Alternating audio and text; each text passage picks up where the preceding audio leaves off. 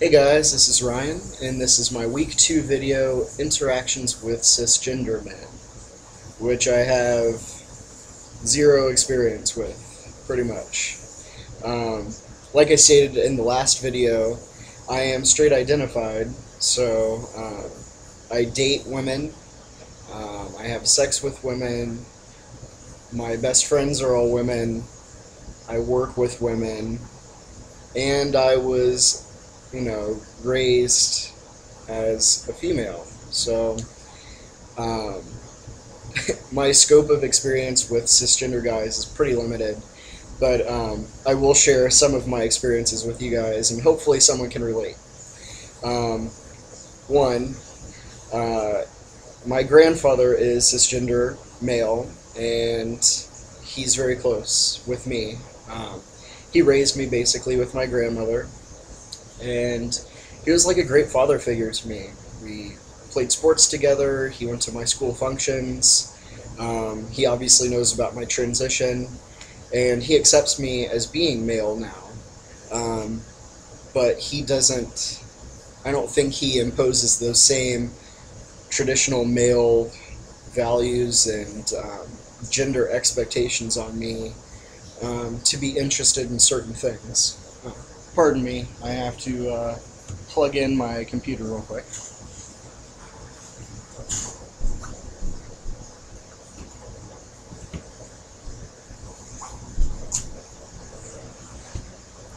Okay guys, sorry about that. So what I was saying is there's no pressure for me to be someone I'm not in order to be perceived as male and accepted as male in that relationship. So that makes my life a lot easier. The second guy in my life that I'm really close with is my friend Phil.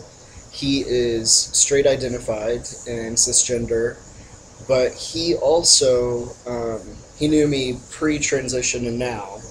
So again, I don't have to, pretend to adopt some male identity that I really don't have or accept. And at the same time, it's really cool for me to hang out with him because he was socialized as male, lives as male, but he is not really interested in most traditionally male things at all. Like, he hates sports. He hates being outside. He likes to spend time with women.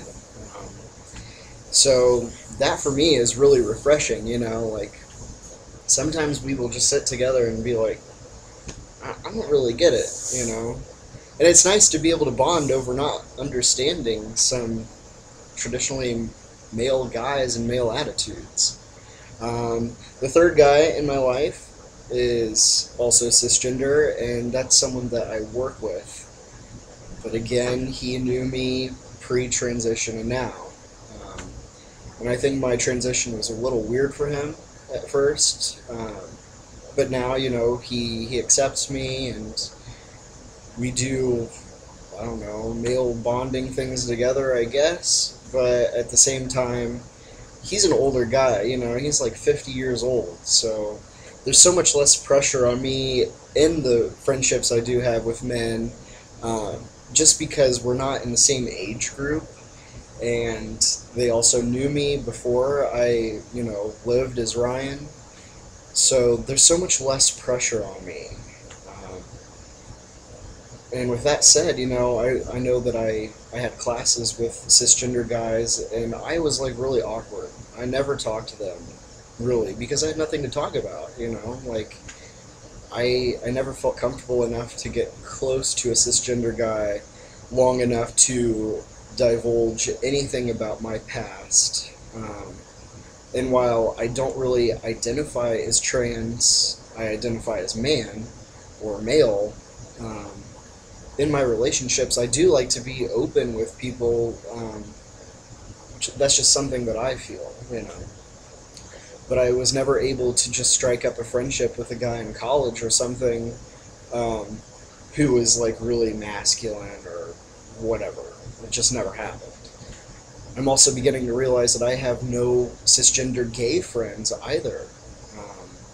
And I just realized that as I was making this video, I do have gay friends online, but I don't have any gay friends that I just like hang out with. And I don't know. I think I'm just really awkward with men just because my experiences with them have been pretty limited and they haven't always been positive.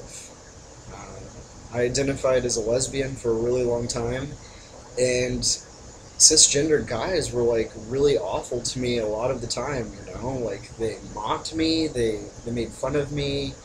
I never felt like I was really included or accepted by them. And so it's not really that surprising that after I transitioned, I wasn't exactly, you know, running out to strike up these friendships.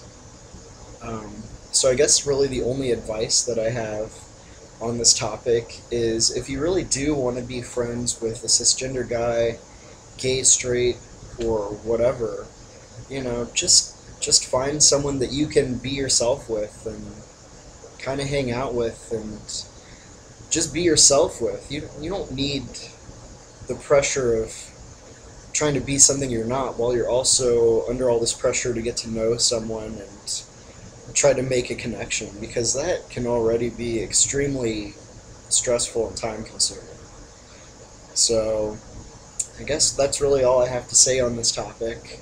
But yes, feel free to comment, ask questions. I'll be happy to answer anything I can or try to clarify anything that may have been muddled in this video.